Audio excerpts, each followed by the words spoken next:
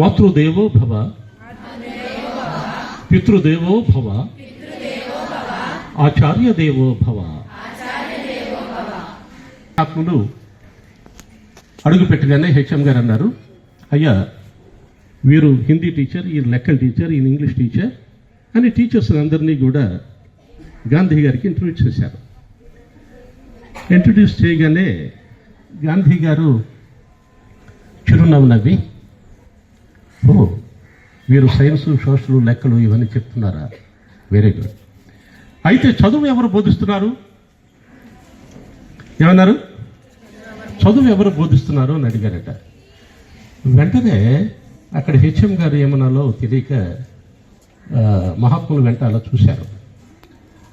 చూసినప్పుడు మళ్ళీ గాంధీ గారు నవ్వి, నా ఉద్దేశం అది కాదు, పాఠ్యాంశాలతో పాటు నైతిక విలువల బోధన ఎవరు చేస్తున్నారు అనేది నా ప్రశ్న. పాఠ్యాంశాలతో పాటు నైతిక విలువల బోధన ఎవరు చేస్తున్నారు అని అడిగాను అన్నారు. అయితే అప్పుడు ఆయనే మళ్ళీ చెబుతూ ఒక చక్కటి మాటను మనందరికీ అందించారు ఆయన. పాఠ్యాంశాలతో పాటు నైతిక విలువలతో కూడినటువంటి చదువే నిజమైన విద్య. Note down. పాఠ్యాంశాలతో పాటు స్పీడ్గా, పాఠ్యాంశాలతో పాటు నైతిక విలువలతో. పూర్వం ప్రతి ఇంట్లో కూడా ఒక చక్కటి మోటివేటర్ ఉండేవాడు. ఆయన ముత్తాత అవ్వచ్చు, తాత అవ్వచ్చు, మరి అమ్మమ్మ అవ్వచ్చు, నానమ్మ అవ్వచ్చు.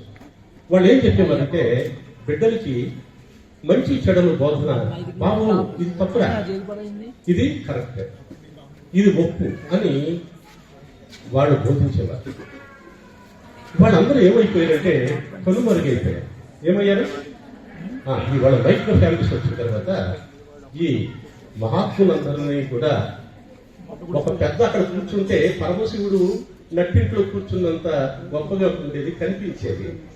ఆయన పడక కూర్చొని అక్కడ శాసిస్తుండేవాడు ఆ కుటుంబాలు. మిత్రులారా, ఇవాళ కుటుంబాలు మనకి మోర్చుకు కూడా కనబడలేదు. ఆయన వేరు వెళ్ళి కేసు పెట్టేటువంటి పరిస్థితులు కూడా దౌర్భాగ్య స్థితులు మన సమాజంలో. వెరీ ఇవాళ మరి మానవత ద్వారా నాకు ఇది 190 క్లాస్. ఎన్ని క్లాస్ అండి?